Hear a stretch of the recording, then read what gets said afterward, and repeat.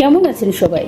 আজ আপনাদের জন্য নিয়ে এসেছি রাজকীয় স্বাদের জিভে জল আনা রাজভোগ আইসক্রিমের রেসিপি। একদম দোকানের মতো ক্রিমি আর পারফেক্ট টেক্সচারের জন্য ভিডিওটি পুরোটা দেখুন। 500 গ্রাম আমি এখানে দুধ নিয়েছি, ফুল ফ্যাট দুধ, আর দুটো 10 টাকা দামের মিল্ক পাউডার নিয়েছি। একটা বাটিতে মিল্ক পাউডার নিয়ে 2 চামচ দুধ দিয়ে ভালো করে গুলে রেখে দেবো। দুধটা একটু যখন ফুটে উঠবে তখন আমি এখানে কেশরি রং ব্যবহার করেছি অল্প সামান্য। আপনারা কেশর ব্যবহার করতেই পারেন, আমার কাছে কেশর ছিল না তাই আমি একটু রং ব্যবহার করেছি। দুধটা ফুটে উঠলে এর মধ্যে কাজু, পেস্তা, আমন্ড আর দুটো ছোট এলাচ দিয়ে দেবো, আর গুলে রাখা মিল্ক পাউডারটাও দিয়ে দেবো। এবার ভালো করে নাড়ব। একটু ঘন হলে পরিমাণ মতো চিনি এর মধ্যে দিয়ে দেব। এবার শুধু নেড়ে নেড়ে একটু ঘন করতে হবে। দেখুন অনেকটা ঘন হয়ে এসছে।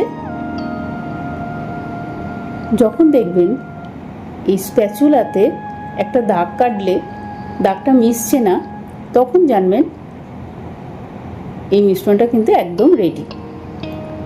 এবার এটা ঠান্ডা করে একটা মিক্সার গ্রাইন্ডারে ঢেলে নিতে হবে। দেখুন আমি ঢেলে নিচ্ছি। ঢালা হয়ে গেছে, এবার গ্রাইন্ড করে নেব। আমার গ্রাইন্ড করা হয়ে গেছে। দেখুন টেক্সচারটা একদম ক্রিমি হয়েছে। এবার একটা কাঁচের বোলে এই মিশ্রণটা পুরোটা ঢেলে নেব।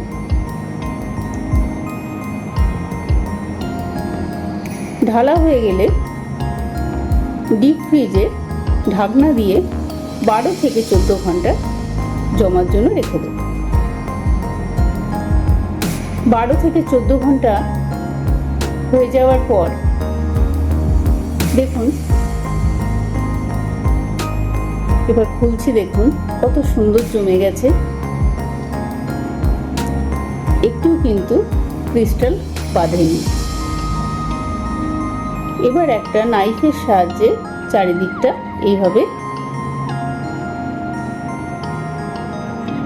আলগা করে নিতে হবে। এবার একটা প্লেটের মধ্যে উল্টে দেবো। দেখুন কত সুন্দর হয়েছে দেখতে। ওপর থেকে একটু পেস্তা কুচি ছড়াবো যাতে আরো সুন্দর দেখতে হয়, আর খেতেও ভালো হবে অবশ্যই। এবার এই আইসক্রিমটা আমি কেকের মতো করে সুন্দর করে কাটবো। আপনারা যখন এই দারুণ স্বাদের মজাদার রাজভোগ আইসক্রিম বাড়িতে বানাবেন, আমাকে কমেন্টে জানাতে ভুলবেন না যেন। রেসিপিটা ভালো লাগলে ভিডিওতে লাইক আর পেজটিকে সাবস্ক্রাইব করে আমার পাশে থাকবেন, বেল আইকনটা টিপে দেবেন। পুরো ভিডিওটি দেখার জন্য অনেক অনেক ধন্যবাদ। নমস্কার।